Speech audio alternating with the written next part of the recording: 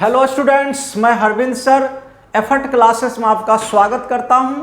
और आज हम लोग एक नए टॉपिक जिसका नाम है वर्ग, वर्गमूल, घन और घनमूल, ये टॉपिक करने जा रहे हैं जो बहुत ही इम्पोर्टेंट है। चाहे कोई भी क्वेश्चन हो, किसी भी टॉपिक का हो, तो डायरेक्टली इनडायरेक्टली इसका यूज अक्सर होता रहता है। तो सबसे पहले हम लोग वर्ग देख लेते हैं, फिर वर्गमूल, फिर घन और फिर घनमूल। सिर्फ और सिर्फ इंट्रोडक्शन टॉपिक, कुछ कॉन्सेप्चुअल। इसके बाद 10-10 क्वेश्चन का जो हमारा सीरीज है, जो हर एक क्लास में 10 क्वेश्चन हमें करना है, वो चलता रहेगा। तो सबसे पहले है हमारा वर्गमूल। वर्ग है जिसको बोलते हैं स्क्वायर। और आप लोग जानते भी होंगे, जो मेंसुरेशन में हम पढ़ते हैं वर्ग की सभी भुजाएं क्या होती है, बराबर होती है। चारों भुजाएं क्या होती है, बराबर होती है। और जब हम वर्ग का क्षेत्रफल निकालते हैं, ये वर्ग का क्षेत्रफल निकालते हैं, तो क्या होता है जी, साइड इंटू साइड कर देते हैं। साइड इंटू साइड कर देते हैं। यहाँ पे जितने भी साइड हैं, जो ये इधर है वही क्या होता है, इधर भी होता है। Side into side. यहाँ पे अगर ये ले लिया 1 2 3 4 5, तो 1 2 3 एक और यहाँ पे लेते हैं 5, ये हो गया a इंटू ए, यानी इसका एरिया क्या हो जाता है, a इंटू ए, यानी ए स्क्वायर। तो वर्ग का मतलब क्या होता है, नंबर में भी, मैथ्स में भी। ये तो मेंसुरेशन क्षेत्रमिति हो गया, जो वर्ग का क्षेत्रफल साइड स्क्वायर होता है। किसी भी नंबर को हम जब वर्ग करते हैं, इसका मतलब है जो उसी नंबर को 2 बार लिख के हम क्या करते हैं, मल्टीप्लाई कर देते हैं। आपको एक होमवर्क ये रहेगा, सब अपना कर लेंगे, जो 1 से लेके 30 तक का वर्ग अगर आपको कम से कम, हालांकि कई बच्चे जो बैंक पीओ लेवल की तैयारी करते हैं, उनको 1 से लेके 50 तक का वर्ग अगर याद है तो वो ज़्यादा कंफर्टेबल, क्योंकि बहुत ही फास्ट प्रोसेस करना होता है। लेकिन जनरली 1 से लेके 30 तक का वर्ग आपके फिंगर पॉइंट्स पे होना चाहिए। 1 से लेके 20 तक का तो जनरली सबको याद रहता ही है। 1 से और 21 से लेके 30 तक का थोड़ा सा मेहनत कर लेंगे। अगर आपको नहीं याद है तो याद करना पड़ेगा, नहीं करेंगे तो फिर दिक्कत हो जाएगी, फास्ट कैलकुलेशन नहीं हो पाएगा। कुछ टेक्निक और देख लेते हैं वर्ग का। जैसे 85 का स्क्वायर है, इस सिर्फ 5 वाले केस में है। 85 का स्क्वायर है तो 5 जा कितना होगा, 25, और 8 में 1 ऐड कर देंगे तो 9 हो जाएगा, और 9 8 जा हो जाएगा 72। कहानी खत्म हो गया। इसी तरीके से 75 का स्क्वायर है, तो 5 का स्क्वायर कितना हो गया, 25, और ये 7 है, 7 में 1 ऐड कर देंगे, यानी 7 1 8, और 8 7 56, यानी 56। ये भी कहानी खत्म। इसी तरीके से 95 का स्क्वायर है, तो 5 जा कितना हो गया, 25, और 9 1 10 10 9 90, ये हो गया। इसी तरीके से 45 है, तो ये हो गया आपका 5 जा 25, और 4 में 1 ऐड कर देंगे तो 5, और 5 चौक 20, 5 4 जा 20। इसी तरीके से 15 का स्क्वायर है, तो 25 25, 1 में 2 जोड़ेंगे तो 2 एकम 2, 225। कुछ भी है, तो यानी कोई भी नंबर है लास्ट में 5 है और उसी से मल्टीप्लाई करते हैं तो ये हो जाता है। तो ये भी आपको समझ में आ गया होगा, और बाकी तो याद करना ही है आपको।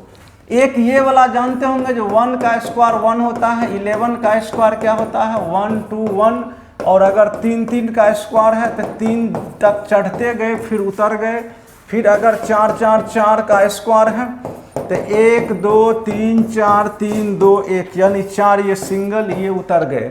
इसी तरीके से ये 9 9 तक के लिए है, 3 2 5, 1 2 3 4 5 4 3 2 1, ये भी आपका क्या हो गया, स्क्वायर हो गया। ये भी स्क्वायर हो गया। किसी भी नंबर को लिख के 2 बार मल्टीप्लाई कर देते हैं, स्क्वायर आ जाता है।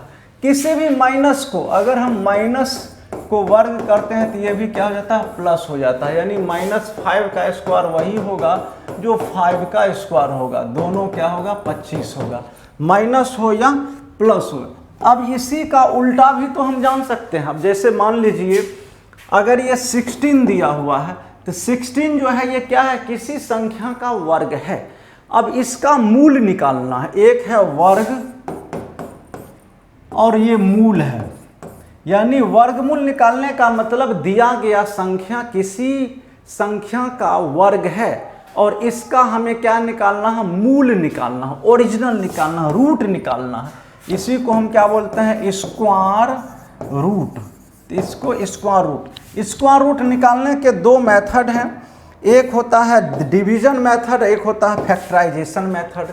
यानी सबसे पहले हम लोग फैक्टराइजेशन मेथड ही देख लेते हैं। जैसे 729 है, स्क्वायर रूट का साइन ये है, फैक्टराइजेशन मेथड से सॉल्व करेंगे तो 729 है, यहाँ पे 9 2 11 7 18, 3 दूनी 6 3 चौक 12, 3 3 9, 3 8 24, 3 से 27 हो जाएगा, 3 से 9 हो गया, 3 से 3 हो गया। अब ये फैक्टराइजेशन मेथड में क्या हो गया, ये 3 into 3 into 3 into 3 into 3 into 3, यानी ये हो गया 3 इंटू 3 इंटू 3, ये कितना हो गया 27। फैक्टराइजेशन मेथड का यूज करके हम केवल उस संख्या का वर्गमूल निकाल सकते हैं जो ऑलरेडी परफेक्ट होना चाहिए। जो परफेक्ट नहीं है उसको हम फैक्टराइजेशन मेथड से सॉल्व नहीं कर सकते हैं। अब जैसे यहाँ पे एक है 1024 दिया हुआ है, इसका रूट निकालना है तो 1024 का रूट 2 को अगर हम 1024 को अगर इस तरीके से फैक्टराइज करते हैं, 2 2 से जाते चले जाते हैं, 2 5 10, 2 एकम 2, ये हो गया। इस तरीके से करेंगे तो 12 बार आ जाएगा। कितने बार आ जाएगा, 12 टाइम्स आ जाएगा। यानी 2 पे 6 और इस पे भी 2 आ जाएगा और इसका रूट निकल जाएगा, इसका रूट निकल जाएगा। कितने टाइम्स आ जाएगा, सॉरी 10 टाइम्स आ जाएगा। ये कितने टाइम्स आ जाएगा, 10 टाइम्स। अगर 1024 है, 1024 है, इसको आप प्राइम फैक्टराइजेशन करते हैं, गुणनखंड करते हैं तो 2 कितने बार आ जाएगा, तो 2 10 बार आ जाएगा। इसका मतलब हुआ 2 पे 5 पावर और इस पे 2 पावर, और स्क्वायर रूट में एक पेयर के बदले एक बार लिखा जाता है, तो ये हो जाएगा 2 पे पावर 5, यानी ये हो जाएगा 32। इसका आंसर कितना हो जाएगा, 32। इस तरीके से फैक्टराइजेशन मेथड बहुत सिंपल है। अगर हम 100 का निकालते हैं रूट तो आपको मालूम है 2 इंटू 2 और 5 इंटू 5, ये हो गया 1 पेयर 2 इंटू 5 कितना हो गया, 10 हो गया। इस तरीके से फैक्टराइजेशन मेथड बहुत ही आसान है, लेकिन कंडीशन इसका ये है, लिमिटेशंस ये है, जो ये परफेक्ट होना चाहिए। इसी तरीके से अगर हम निकालना चाहें 625 का तो ये भी आपका हो जाएगा कितना, 5 इंटू 5 इंटू 5 इंटू 5, ये हो गया 5 इंटू 5 यानी 25। वैसे भी बोल दिए हैं आपको 1 से लेके 30 तक का वर्ग याद होना चाहिए, और 30 तक का वर्ग याद है तो उसका वर्गमूल भी याद रहेगा ही आपको। अब जैसे आपसे पूछा गया जो 576 का रूट क्या है, तो क्या होता है 24। इसका मतलब है 24 का स्क्वायर कितना होता है, 576। 676 का रूट क्या होता है, तो ये हो गया कितना, 26। इसका मतलब 26 का स्क्वायर कितना, 676। 729 तो अभी पढ़े थे, तो इसका कितना होता है 27। 784 तो इसका कितना होता है 28। इसी तरीके से 625 का रूट कितना हो गया आपका, 25 हो गया। 529 का रूट कितना हो गया, 23 हो गया। इसी तरीके से 361 का कितना हो गया आपका, 361, 19, 20 बिसंगर 19 हो गया आपका, कितना हो गया 19। 361 इसको देख लेते हैं, इस तरीके से आपको आना चाहिए। 18 का कितना हो गया, तो 324, 18 तो कुछ 1 से लेके 30 तक का आपको अच्छी तरीके से अगर याद है तो आपके लिए क्या होगा, बहुत ही बेनिफिशियल होगा। इसी तरीके से देखो 961 है तो वो 31 है आपका। इसी तरीके से आगे कुछ स्टैंडर्ड है, जैसे पाइथागोरस, जब हम लोग करेंगे स्क्वायर एंड स्क्वायर रूट में पाइथागोरियन ट्रिपलेट, तो अगर किसी, ये एक साइड है, ए है, बी है और सी है, तो हम जानते हैं सी स्क्वायर बराबर होता है ए स्क्वायर प्लस बी स्क्वायर।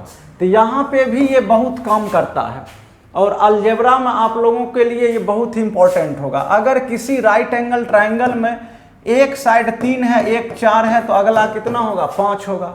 अगर एक है 7 है, एक 24 है, तो अगला कितना होगा 25 होगा। एक अगर 5 है, एक 12 है, तो तीसरा क्या होगा 13 हो जाएगा। एक 9 है, एक 40 है, तो एक क्या हो जाएगा 41 हो जाएगा। और ये सबका परपेंडिकुलर और बेस, परपेंडिकुलर बेस यानी आधार और लंब है, तो ये क्या हो गया हाइपोटेन्यूस। इसी का अगर उल्टा ले लेते हैं हम, अगर किसी राइट एंगल ट्राइंगल में एक 3 है, एक 5 है, तो इसका मतलब 4 हो जाएगा। अगर एक 7 है, एक 25 है, तो इसका मतलब 24 हो जाएगा। यानी ये ट्रिपलेट है जो आपके कैलकुलेशन को बहुत ही फास्ट कर देगा, यानी आप क्वेश्चन देख के आंसर निकालने के लायक रहेंगे। तो ये हो गया फैक्टराइजेशन मेथड और कुछ इंपॉर्टेंट जो कि याद रखना। अब एक है डिवीजन मेथड। तो डिवीजन मेथड में भी हम लोग थोड़ा सा देख लेते हैं, सीखने का प्रयास करते हैं। 8th क्लास में एकेडमिक का क्वेश्चन है, यहाँ कॉम्पिटिटिव में हल्का सा जान लेना जरूरी है। जैसे 0.9 है, 0.9 का स्क्वायर रूट 0.9 ही होता है। ये देखो अजीब बात है, जो 0.9 का स्क्वायर रूट क्या होता है 0.9 ही। अगर पॉइंट में हम स्क्वायर रूट निकालते हैं तो पॉइंट के बाद जो डिजिट्स होना चाहिए वो क्या हो जाना चाहिए 2 डिजिट्स होना चाहिए, यानी इवन में होना चाहिए। तो अगर 0.9 है तो एक ही डिजिट है तो एक 0 रख देना होगा और इसके बाद हमारा ऑपरेशन शुरू होगा। अब ये पॉइंट, तो ये हो गया 100 और इसका रूट निकालेंगे तो 90 का रूट कितना हो जाएगा, तो 9। पूरा तो नहीं निकलेगा, जिंदगी में कभी ख़त्म ही नहीं होगा। तो 90 का क्या ले लिए हैं 9 ले लिए और 100 का कितना हो गया 10, तो 0.9 एक अंक ले लिया 9, क्योंकि 9 का स्क्वायर कितना होता है 81, 10 का स्क्वायर कितना हो 100, लेकिन है यहाँ पे कितना 90। तो स्क्वायर रूट जिसका नहीं निकले कभी वो इरेशनल नंबर है और जिसका निकल जाए वो रैशनल नंबर। रैशनल नंबर का मतलब होता है परिमेय संख्या, और जिसका रूट कभी ना निकले वो अपरिमेय संख्या है, उसको हम जिंदगी भर निकालते रह जाएंगे, नहीं निकलेगा। इसी तरीके से भाग मेथड देख लेते हैं, 1 2 अगर जरूरत पड़ी तो निकाला जाएगा, लेकिन जरूरत पड़ती नहीं है।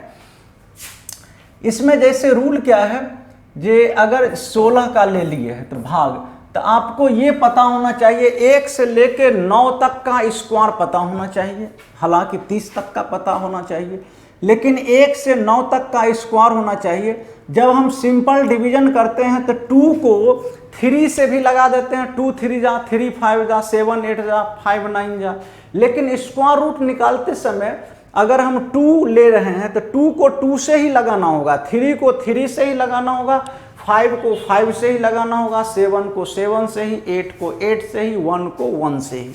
ये रूल है। और यहाँ पे डिजिट जब भी लेते हैं तो राइट हैंड साइड से 1 पेयर लेते हैं। तो यहाँ पे ये 16 है, 16 किसका स्क्वायर है, तो 4 का स्क्वायर है, तो 4 को 4 से ही लगाना होता है, 4 को 4 से ही लगाना होता है। इसी तरीके से 625 है, राइट हैंड साइड से एक ही बार जंप करा दिए आपको, उतना सीक्वेंस में उतना डिटेल्स में एकेडमिक में नहीं है, आप लोगों को पहले से काफ़ी चीज़ पता होगा। अब यहाँ पे right hand side 2 digit pair ले लिया। अब ये 6 बचा, तो 6 क्या किसी संख्या का स्क्वायर है, नहीं है। तो 6 के नीचे क्या है 4 है, 4 किसी संख्या का स्क्वायर है, तो हाँ है 2 का है, और उससे नीचे 1 है। तो हम जैसे डिवाइड करते हैं तो डिवाइड में मैक्सिमम कहाँ तक हो सकता है वो ढूंढते हैं। तो ऐसे यहाँ पे 6 है तो 1 तो लेंगे ही नहीं, चूंकि रिमाइंडर बहुत ज़्यादा बच जाएगा, तो 2 लेना होगा, तो 2 को 2 से ही तो लेंगे, तो 2 को 2 से, तो 2 2 जा 4, और यहाँ पे बच गया कितना 2, और ये हो गया 2 4। अब ये 1 पेयर डिजिट लेंगे। रूल ये है स्क्वायर रूट में जब भी लिया जाएगा तो 1 पेयर ही लिया जाएगा।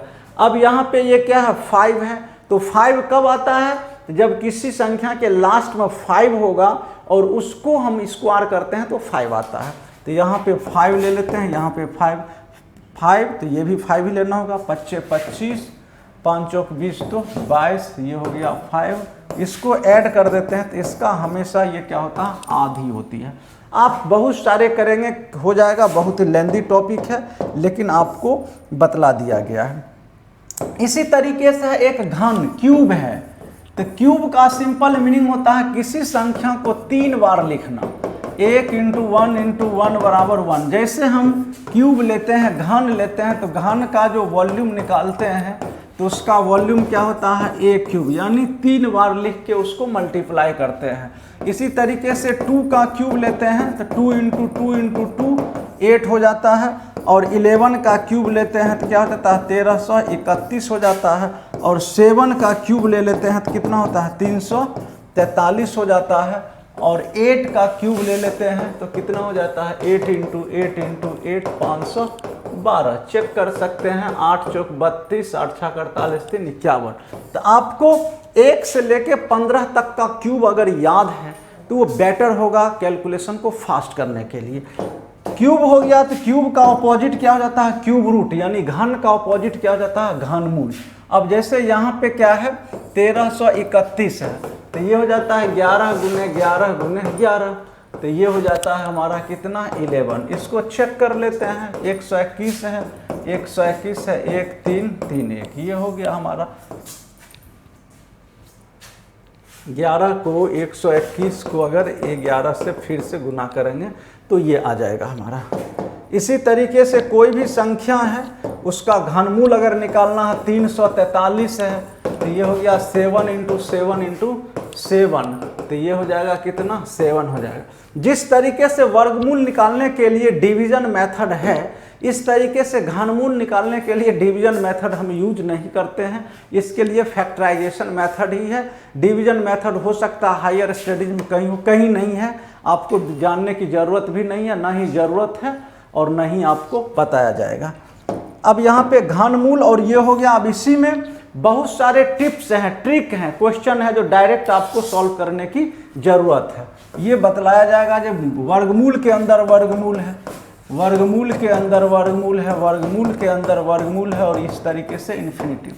इस टाइप के भी क्वेश्चन आएंगे। अब जैसे यहाँ पे प्लस है प्लस है प्लस है, 6 को हम फैक्टराइज करेंगे तो 6 को लिख सकते हैं 2 इंटू 3, 2 इंटू 3, हर जगह क्या प्लस है, तो इस 2 इंटू 3 में 3 अधिक है तो इसका आंसर ही क्या हो जाएगा 3 हो जाएगा। ध्यान में रखना है ये 2 यानी 2 जो फैक्टराइजेशन होना चाहिए वो कंटिन्यूअस में होना चाहिए। अगर 4 है तो 4 5 होना चाहिए, 3 2 होना चाहिए, 7 8 होना चाहिए। इसी तरीके से 2-3 क्वेश्चन देख लेते हैं, आराम से बन जाएगा आपका।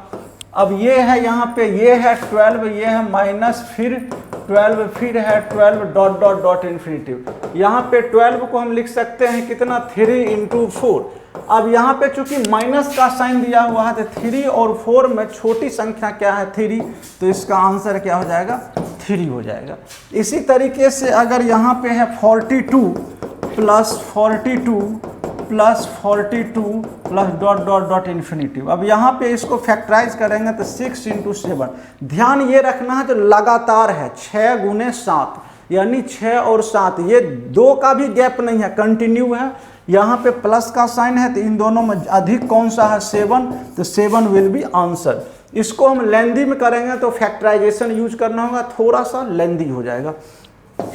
बहुत सारे क्वेश्चन हैं, और इससे पहले जो भी आप लोगों को टॉपिक बतलाया गया है, चाहे वो नंबर हो, चाहे वो सिंप्लीफिकेशन हो, चाहे वो फ्रैक्शन हो, जो भी टॉपिक बतला सबको सीक्वेंस वे में देखने का प्रयास करेंगे, जिससे कि मैथ्स आपका बहुत ही इजी हो जाए। बिल्कुल हम जिग जैग करके नहीं कर रहे हैं, बिल्कुल ही सीक्वेंस में लेके चल रहे हैं, और जब परसेंटेज तक पहुंच जाएंगे तब पूरा का पूरा सेंटर में आ जाएंगे। तो आशा करता हूं कि अभी जो भी बतलाया गया है वो आपको समझ में आया होगा। अगली क्लास में हम स्क्वायर एंड स्क्वायर रूट से रिलेटेड 10-10 क्वेश्चन लेकर हम आएंगे, 2-4 सीरीज लेके आएंगे, जिससे कि आपको एग्जाम में आए हुए क्वेश्चन का आइडिया लग सके। आज के लिए क्लास को यहीं पे एंड करते हैं। ओके स्टूडेंट्स, जय हिंद।